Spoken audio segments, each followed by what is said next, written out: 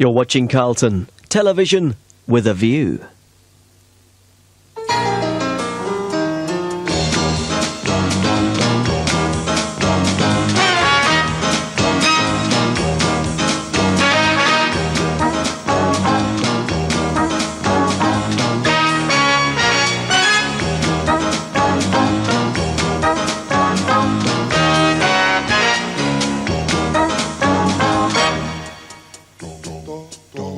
Hello and welcome to The View, essential viewing for everyone who watches ITV.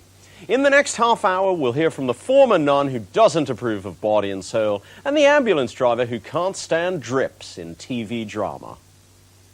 I feel like I want to get hold of them and shake them, you know, when they're too scared to say anything and say, you know, pull yourself together, you know, be a man. Well, the very non-drippy Brian Conley is here, and so is someone who has a big surprise for this lady, Jean Maslin from Thamesmead. Let's hope she's watching. But first, matters both equine and supine. This weekend offers Jilly Cooper's Riders, a sex and show-jumping saga in 2 parts. How will her heroes Rupert and Jake translate to the screen? At the Be First and Marblery riding schools in Cheshire, they have very clear ideas about how they should look. I imagine Jake to be dark and swarthy and quiet and sulky and moody. Quite small, smallish and wiry. Very gypsy, Romany, a real rough, rugged type. Fairly old and wrinkly, and I think. Not wrinkly as in old, but as in weather-beaten. But very handsome. So I imagined Rupert as a very definite sort of tall, blonde, rather supercilious, swaggering chauvinist. Very tall and dashing, but with wicked eyes. Very sexy, quietly sexy. Well, that's what the people want. What did Jilly Cooper think when she saw her characters on screen? I think it's a bit like seeing one's grandchild get into Oxford. You know, it's fairly removed because you write the book and you live with the characters, and then somebody else takes your characters, and it's a wonderful feeling of attachment, really. I'm not quite sure why I'm doing this. Why am I doing this, Ruby? Because you owe me one, darling. I would have for. All the ones I've given you. I was sent the scripts, and I have to say, I thought, and I went through them, and I said, I can't have this because this actually was a Labrador hare and it should have been a mongrel, and Rupert shouldn't have done this, and they all said, yes, darling, and took absolutely no notice at all. You can insist until you're blue in the face. I don't care. Our agreement is that I decide when to ride. And we're withdrawing. I just thought, it's not going to work, and I was absolutely wrong. Because when I saw the first rough cut, I thought, you're stupid. You actually don't know about scripts, because I'm a novel writer, not a script writer, and all sorts of things are very economic in scripts and work terribly well because people are doing things without any words, and so actually it's worked very, very well. Gypsy Jake is played by Michael Praed. Marcus Gilbert plays Rupert Campbell Black. Michael is terrific. He looks wonderful, and he's very quiet and, you know, and private and screwed up, like as Jake was. Marcus is divine. I mean, he's so attractive and sexy. You must be slipping. You wouldn't normally resort to this rather basic sort of tactic. Well, this one's the subject of a small anti-post wager puppet. You know me, I don't like to lose. It would be very boastful if I said the sex was terrific in the book, but I do think it works very, very well in the film. I think they do it, you know, marvellously, and very erotic and beautiful. Well, if it's sex you want, I'm afraid you'll have to wait until Sunday night at 9. But our equestrians have had a preview. What did they think of Riders? When I first saw Rupert, it was quite a disappointment originally, because he looked sort of very ordinary. He wasn't heavy enough, he wasn't big enough. I thought Jake wasn't bad. He wasn't quite surly and sulky enough. They looked exactly how I would imagine they looked in the book, or very, very close anyway. I was disappointed in the acting. I don't think they could have acted their way out of a paper bag. Too many naked women and not enough naked men for me. I think I'd prefer to have seen more horses than the sex. Well, thanks to everyone who helped us with that. With me now is Coleman Hutchinson, producer of the new series of Surprise, Surprise, which started last Sunday. It was, as usual, a vale of tears. I know you've kept in touch with your mum all this time. Well, she sends all the love. She told me to send you a special message that she still loves you and she's always thinking of you. But, sweetheart, I've no need to tell you that because we've flown her all the way over from Australia to tell you herself. Come in, Mum. Come say hello to your daughter.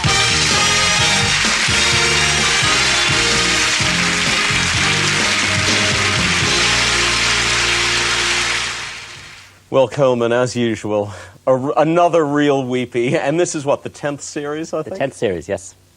How do you decide which people to feature on the programme? Well, as you can imagine, we get a huge mailbag, lots and lots of letters. And obviously we're looking for the most interesting stories and indeed the most deserving stories that we think. I mean, it's difficult. How do so many people manage to get lost, though? That's what surprises me. Well, not all of them get lost. I mean, what happens, I think, a lot of the times, people get separated, and for various reasons. I mean, that one end of a family ends up in Australia, another end ends up in the UK. And they may know where each other are, but, financial constraints being what they are, it's virtually impossible for them to get together again. And, of course, some people do get lost, particularly during the war. For various reasons, families got split up, and they're just not able to find where they are.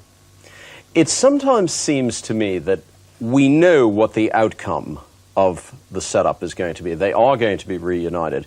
But often I feel that the people are being put through all sorts of emotional hoops before the actual climax. Do you ever feel that there are some ethical problems with this? I don't think so. I don't think we really put them through many hoops. I mean, pretty much you ask the person to come down, and for some reason we get them there, and then basically all that happens is Scylla tells the story. I mean, she explains to our audience the reason why these people have become parted, and then brings the people on. I don't think we keep them waiting for too long till we reunite them. Do you ever find it a great burden to be the person who orchestrates the show that always tugs the nation's heartstrings in just the right way? Well, I mean, it's nerve-wracking for all of us who work on the show, I think, because it's one of the few shows where the stars of our show are sitting in the audience and they don't know why they're there. So until we're absolutely sure that they are sitting in our audience on the night, we're not sure we have a show.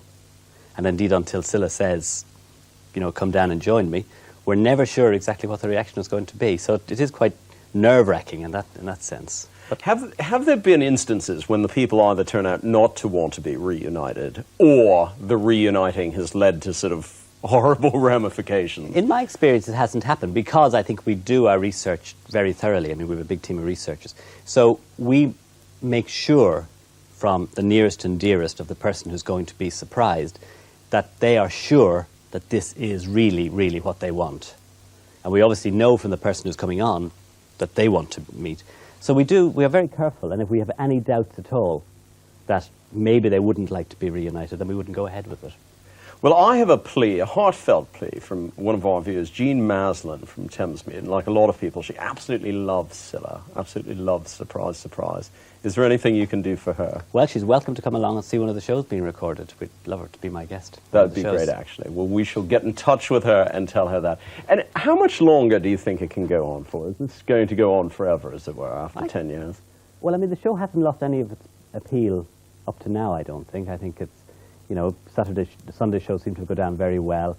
Very pleased with how the series is going, and everybody still seems to love it. So I don't see any time in the near future why it should have to come off. And any innovations we can expect? Yeah, I think you'll see some changes in this series, but it is Surprise, Surprise. You'll have to just watch on Sundays to Gosh, see them. What a terrible answer to that question. Thank you very much. Thanks to Coleman Hutchinson and Jean. We'll be in touch to work out when you can visit LWT and the team of Surprise, Surprise. Now, I thought I was useless, but it seems that when it comes to setting the video, you beat the lot. Yes, we're still hearing about techno-clots, the length and breadth of the land. Lollipop lady Margaret Wright from South London is a pretty sad case. When the man from the shop came to install her video recorder, he had to show her how to put in the tape. He looked a bit stunned when I asked him to show me how to play the other side, she says. Worse still is Lee Buckingham from Lowestoft. He's had his video recorder for 5 years, but as his friend Ian Kirk reveals, he still can't set it. Ian writes, when he wants to record something, he phones me up and I come and do it. I live 2 miles away, but it's easier than trying to teach him. And how about Sophie Powell from Wrexham? She's our youngest technoclot. Her mum, Chloe, wrote to say that Sophie showed her up in the fish and chip shop. Sophie saw a pie being popped into the microwave. Well, she's never seen one before and wanted to know why they were cooking in the telly. Oh, the shame of it, Sophie. All of Wrexham knows you're a technoclot. Winner of our Pelican fountain pen this week is the biggest technoclot of all, Chris Bell from Chipping Sodbury, completely defeated by her video. I have read and memorized the manual, had lessons from a TV engineer, but no go. A year ago, I had a bash, and now every Thursday night at 9:30, the damn thing records. I can't cancel it. Oh dear, never mind, Chris. If anyone watching misses the second half of Body and Soul tonight, we'll put them in touch with you. Now, Catherine Kilby has been keeping a close eye on Body and Soul because, like Anna, Catherine used to live in a contemplative order. There, the similarity ends. The overall impression of the nuns in Body and Soul is of immature, cold women, women lacking in common sense and ordinary compassion. I don't think we should discuss the pleasures of life outside. It draws us away from our task and fills our mind with unnecessary thoughts. Even very strictly enclosed nuns go out into the world fairly frequently to doctors, dentists, conferences and the like. We all understand why you had to visit your family, Sister Gabriel. But any further talk of the outside world is an indulgence. The nuns would have been eager to share all Anna's experiences of her time away. And Anna's friendship with the novice would have been nurtured and any immaturity worked through. Is this a test? I don't understand, sisters. Everyone says it's me who should be avoiding you. Body and Soul's portrait of modern enclosed religious life is inaccurate in detail and misleading in its impression. Why don't you leave here? Go away and not come back. My experience is of down-to-earth, generous, caring people with a sense of humour and a real engagement in life. Far from despising the beauty of nature and flowers, these are essential joys of religious life, and without friendship there'd simply be no gospel. Thanks to Catherine Kilby for her thoughts on Body and Soul. Now, coming next, Brian Connolly, Blue Peter Badge winners, and blokes who lack backbone. A look at wimps on television. That's in a couple of minutes.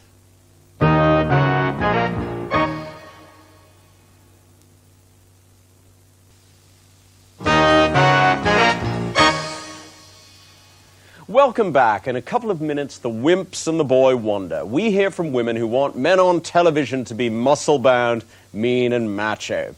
Just to please them, we've booked ultra-hunk Brian Connolly. More from him later. Now, what a conscientious lot you were as children. Remember, a couple of weeks ago, we asked to know how you'd won your Blue Peter badge. Well, here's how.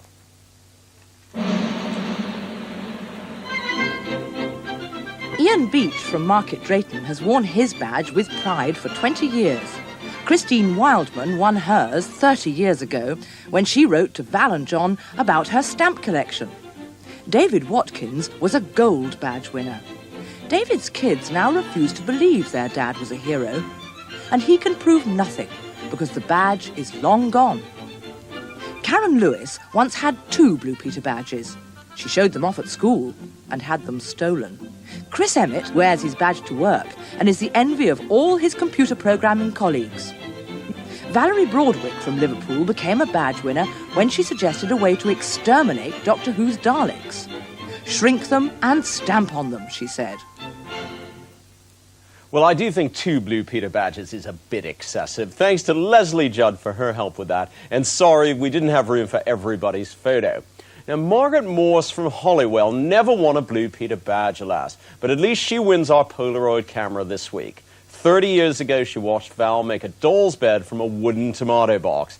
Margaret has made hundreds since, and she sells them for charity. She still watches Blue Peter. Thanks for the photo, Margaret, and good luck with the good work. Now, if you've followed our search for Britain's most sophisticated Sharon, you'll know that the ambulance-driving Sharons of Southampton were very hot contenders for the title. They didn't win, but swallowing their collective disappointment, Sharon Slack, Sharon Lockie, and their friend Chrissy Cronin invited The View to their ambulance station and explained that they all have soft spots for wimps on telly.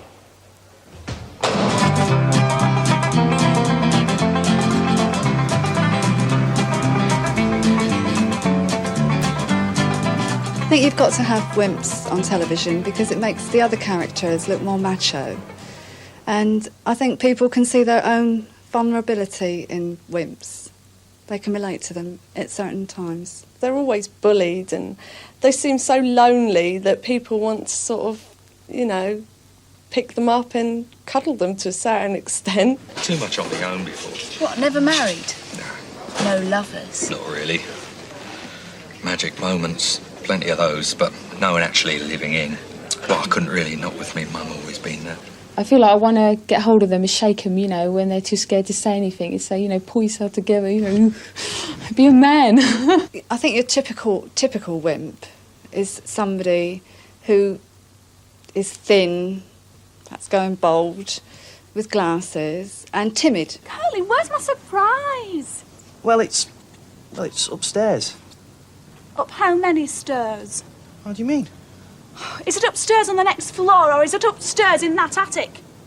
Well, it's in the attic. It's that telescope, innit? You've dragged me here to look through your telescope. The wimp from Coronation Street has got to be Curly. Curly is your typical wimp. He's always too scared to, like, ask girls out, or if there's any trouble, he seems to be hiding behind people.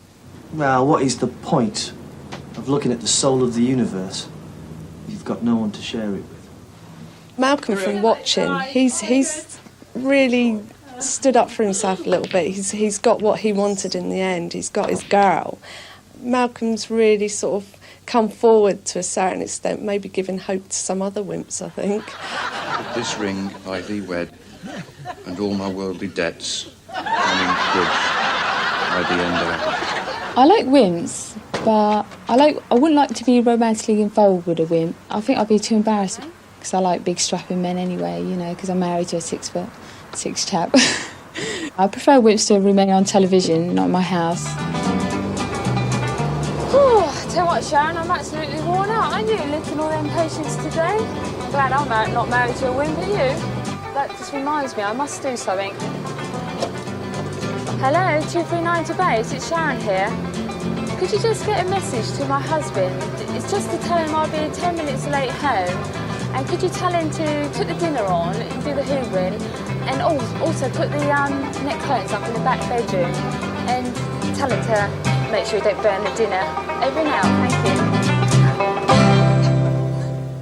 And what, we ask ourselves provocatively, is wrong with Lofty's telescope? Thanks to the Ambulance Women of Southampton and to Elizabeth Higginson from Freckleton in Lancashire, now you know how watching ended. Malcolm and Brenda got married, and presumably they'll live happily ever after. Thanks for your letter. Well, Brian Connolly's new series, innovatively entitled The Brian Connolly Show, starts in a fortnight on Saturday nights here on ITV. Hi, Chillblains, Nick Frisbee here with his old mate, Larry the Loafer.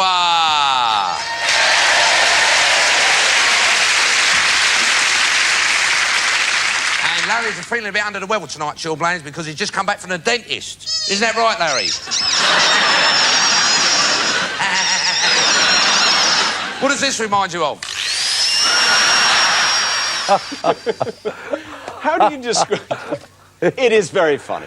How do you describe your comedy? Are you an alternative comedian, like most folks your age, or are you a traditionalist? Well, I'm very much mainstream, I like to think, you know, I mean, I like the visual stuff. I mean, when I do a live show, I don't like polite humour, polite comedy. I don't like polite laughter, that's what I'm trying to say.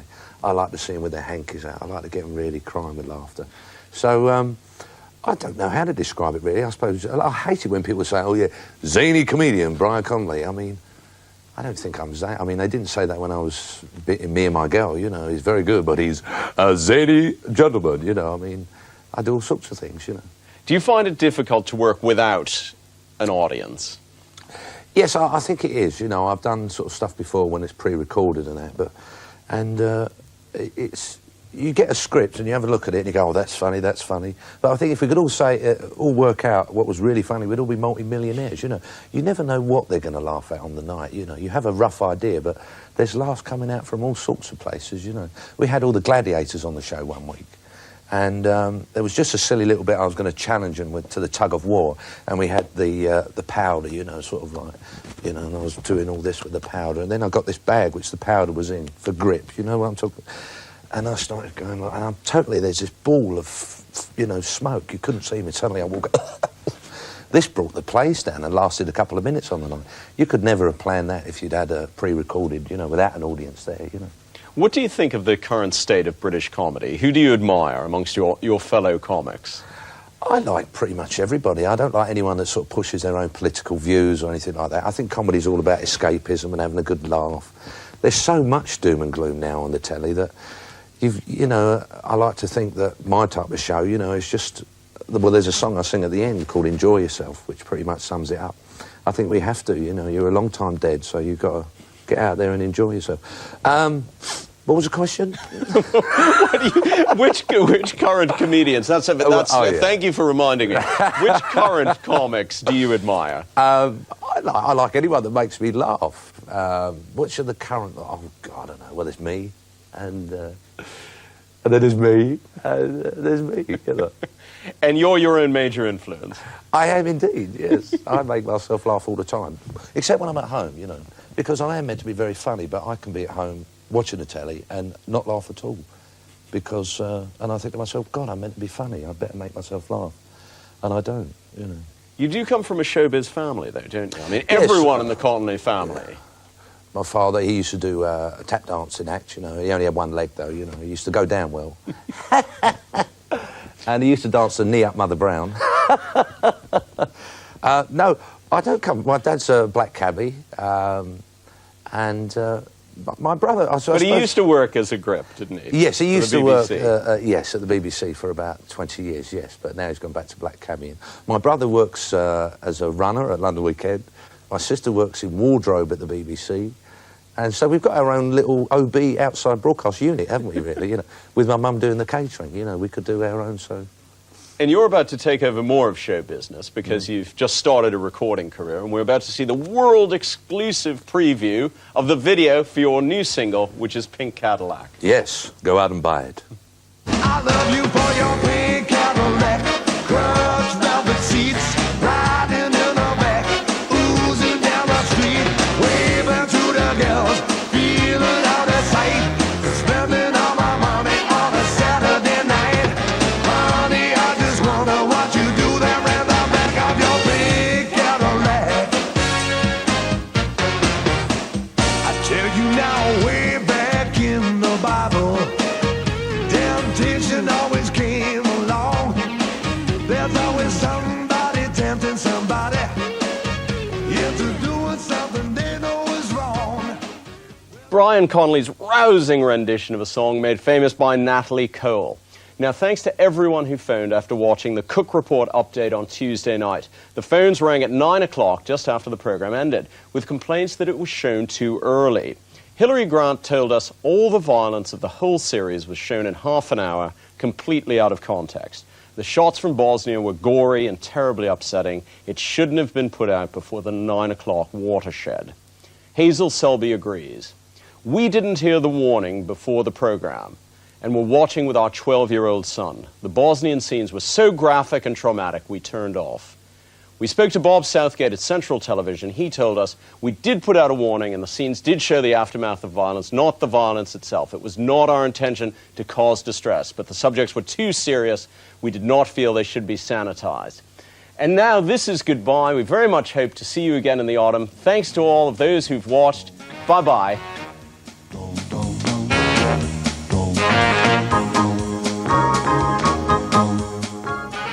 And in fact, next week, The View moves to Wednesdays here on Carlton at 2:15.